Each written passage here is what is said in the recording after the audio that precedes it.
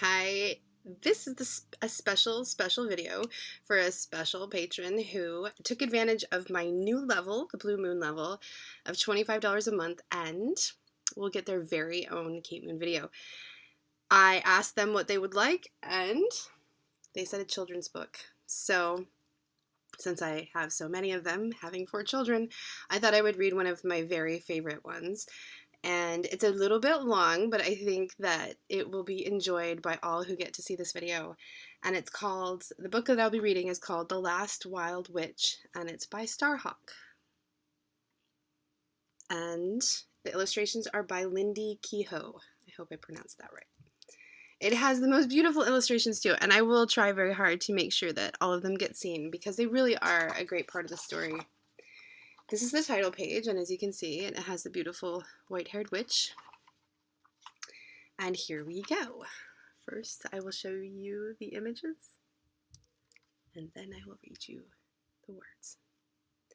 Once there was a perfect town in a perfect world where there were rules for everything and a right way and a wrong way to do everything, and nobody ever broke the rules. Well, hardly ever.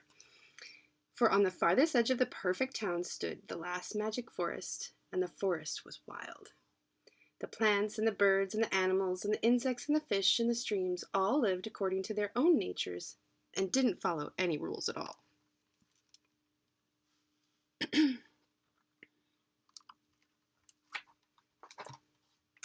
In the very heart of the last magic forest lived the last wild witch. She looked so ordinary that if you met her on the street, you might think she was your own grandmother. All day long she brewed herbs and leaves and berries in her big magic cauldron, making a healing brew that she fed to the birds and the animals and the insects and the fish in the streams whenever they felt a little low. And all night long she sang enchanting songs and played her drum. Sometimes, when the wind was from the west, it would carry the fragrance of the magic brew or a few notes of the magic songs into the town. Sometimes, when the children were feeling low or when they left their windows open at night, they'd sniff the brew or hear a snatch of the song, and some of the wildness would get inside them.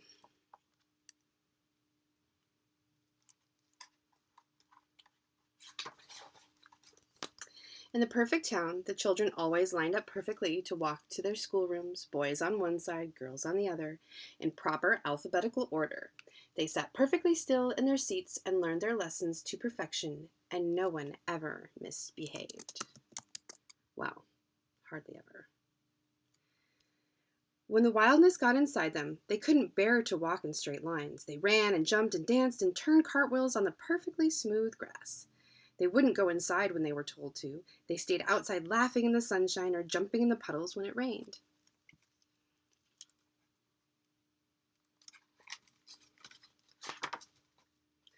Once in a great while, a few of the children would sneak out at night and run through the forest to visit the last wild witch. She would wink at them and grin. "Have some soup," she would say. And that is all that she would say. Once, Jeannie Green and Johnny Brown stayed out all night long, drinking the witch's magic brew and dancing with the rabbits and the deer and the birds. And they weren't even tired in the morning.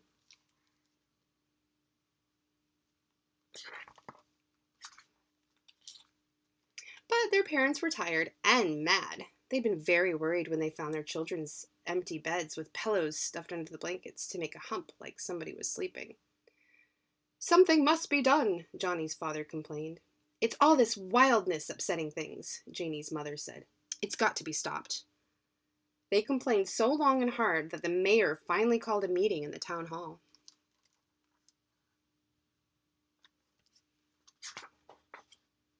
The mayor talked, and the judge from the high court talked, and all the important grown-ups spoke at great length, but none of the children were allowed to say a word.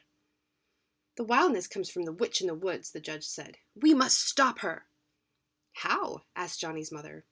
"The answer is clear," said the mayor. "We must cut down all the trees and expose her hiding place."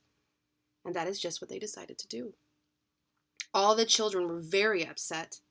"That's not fair," Billy Blue protested. "What about the animals?" Jeannie Green cried. But nobody listened to them. Late that night, when the wind was out of the west carrying wildness with it, Jeannie Green, Johnny Brown, and Billy Blue snuck out their open windows and ran into the forest down the dark paths.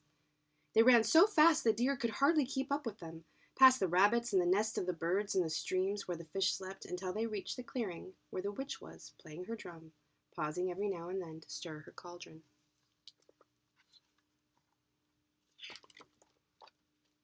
"Witch! Witch! The grown-ups are coming to cut down the forest and chase you away. The birds and the deer and the rabbits and the insects won't have anywhere to live, and the trees will be dead. You've got to do something," Janie shouted, breathless. The witch just smiled. "Have some soup," she said, and that was all that she said. So the children sipped their magic brew and went home to their beds. They cried themselves to sleep and then dreamed of the forest being saved.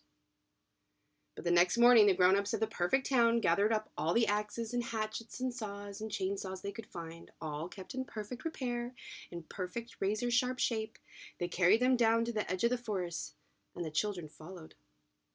The mayor made a speech. "Today is a bright new dawn.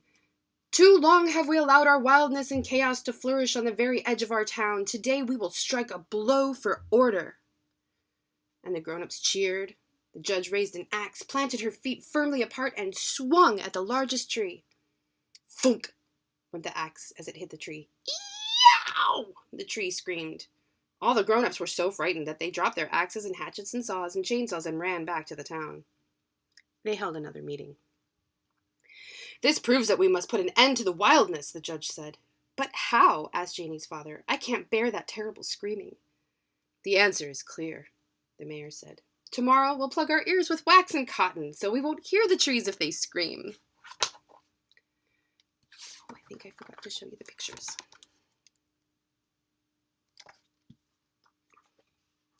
Late that night, when the wind was out of the west, carrying wildness with it, Janie Green, Johnny Brown, and Billy Blue snuck out their open windows and ran into the forest, down the dark paths. They ran so fast the deer could hardly keep up with them, past the rabbits and the nests of the birds and the streams where the fish slept, until they reached the clearing where the witch was playing her drum, pausing every now and then to stir her cauldron. "Witch! Witch! The grown-ups are coming back tomorrow to cut down the forest and chase you away. They're going to plug their ears so they won't be able to hear the cries of the forest. You've got to do something," Johnny shouted. The witch just smiled. "Have some soup," she said, and that was all that she said. So the children sipped her magic brew and went home to their beds. They cried themselves to sleep and dreamed of the forest being saved.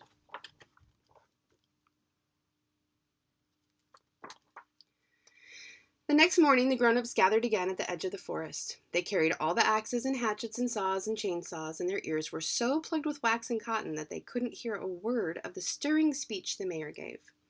The children just watched as the judge took her axe and planted her feet and took a big swing at the largest tree. Only the children could hear the thunk the axe made as it bit into the wood and the pitiful scream of the tree. "Hooray!" all the people shouted, even though they could not hear each other. But suddenly, from all the trees around, nuts and berries and branches began to rain down, and acorns bounced off the top of the judge's head. A big branch swatted at the mayor on his backside, and the grown-ups screamed and dropped their axes and hatchets and saws and chainsaws and ran back to the town. They held another meeting. "This is disgraceful," the judge said. "We must end this wildness once and for all." "But how?" asked Billy Blue's grandfather. "The answer is clear," the mayor said, standing up because he was too sore to sit. "Tomorrow we must wear hard hats to protect us and padded jackets and elbow and knee pads, and instead of chopping down the trees, we'll burn the forest down." "But that's dangerous," Johnny Brown protested. "You might burn the witch by mistake." The mayor glared at him. "Children should only speak when they're spoken to," he said, and the meeting ended.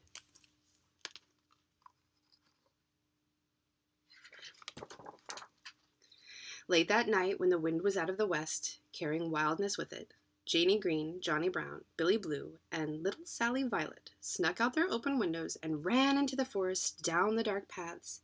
They ran so fast the deer could hardly keep up with them, past the rabbits and the nests of the birds and the streams where the fish slept, until they reached the clearing where the witch was playing her drum, pausing every now and then to stir her cauldron.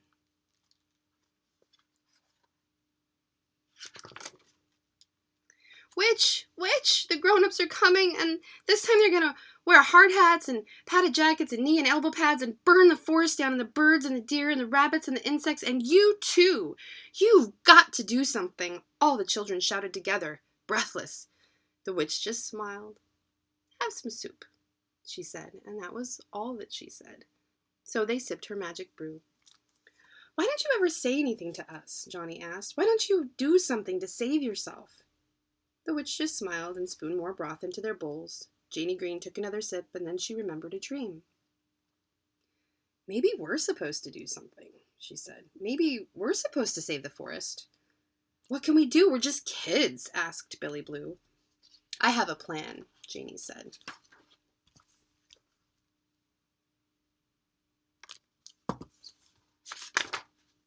The next morning, all the grown-ups gathered at the edge of the forest. They were all bundled up in heavy jackets and knee and elbow pads, so they walked very stiffly with their arms and legs straight out. On their heads were hard hats of every description, and they carried lighted torches. The mayor made another speech, but the grown-ups' ears were plugged, and they couldn't hear him. The children weren't listening. They were waiting for the moment when the judge lifted the biggest torch and held it toward the branches of the nearest tree. Before she could set the tree on fire, all the children ran into the forest as fast as they could. Come back! Come back! The judge shouted. We can't burn the woods with all you children in it. But the children didn't listen.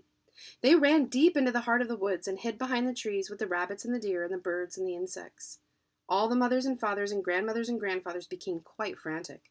They put out their torches and ran into the woods after the children. The mayor and the judge and all the others followed close behind. Come back! Come back! They shouted. But the children stayed hidden. Soon the grown-ups began to get very tired of trying to run in their heavy padded jackets. Their knee pads and elbow pads made their legs very stiff, and one by one they began to take the padding off. Janie! Johnny! Billy! Sally! The mothers and fathers and grandmothers and grandfathers called, but soon they realized their ears were plugged and they couldn't hear the children if they answered. One by one they began to take the plugs out of their ears. Without their hard hats and heavy jackets, the people of the perfect town could feel the cool breeze on their arms and the warm sun on their backs. When they took out their earplugs, they could hear the wind and the leaves and the birds singing. It's rather pleasant in this forest, Janie's mother said. The judge glared at her.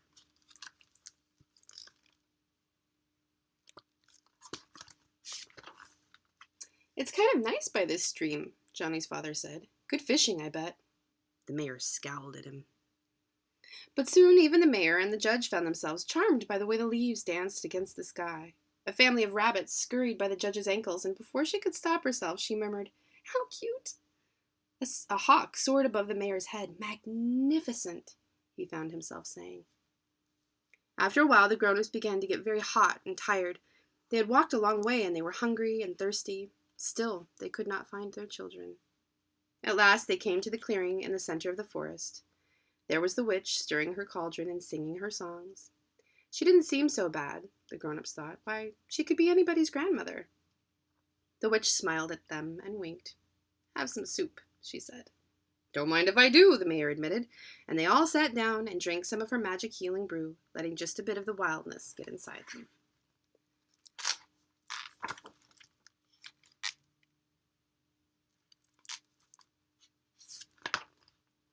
Fellow townspeople, the mayor said, we have been saved from a grave error by our children. This forest is not so bad.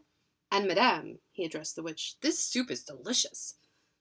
Perhaps we've been wrong, the judge admitted. Perhaps we need a little wildness, too.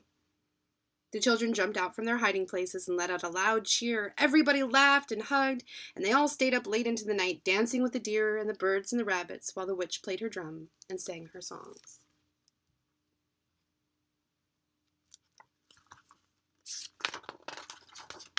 From that day, things changed in the perfect town. The grown-ups and the children often went to the woods to visit, and sometimes the witch came to town, especially when someone was sick and needed a taste of magic brew for healing. The children learned their lessons, but they danced and sang and walked in the woods, and they hardly ever stood in perfect straight lines. The gardens grew as never before, and the trees bore so much fruit that their branches bent down to the grass, where dandelions and daisies and wildflowers grew.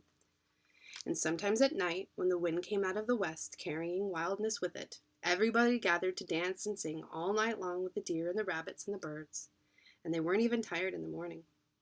So things were not so perfect in the no longer perfect town. but they were better. And that is the end of our story today. I love this story. I've read this story so many times to my own children, and I'm really proud of myself because usually I cry at the end, and I didn't do it this time.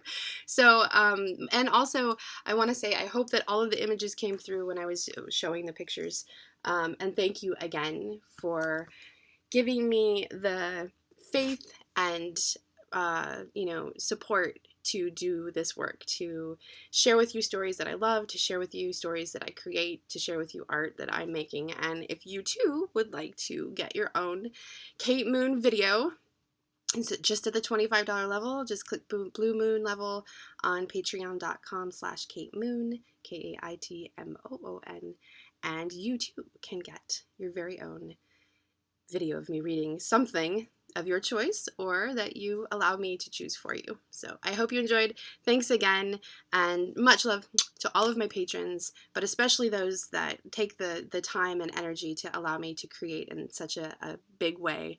Every dollar counts, and every comment is a gift. So I love you all, and I'm grateful for everything you've given. I hope you have a wonderful day and you enjoyed this story by StarHawk. Have a great day.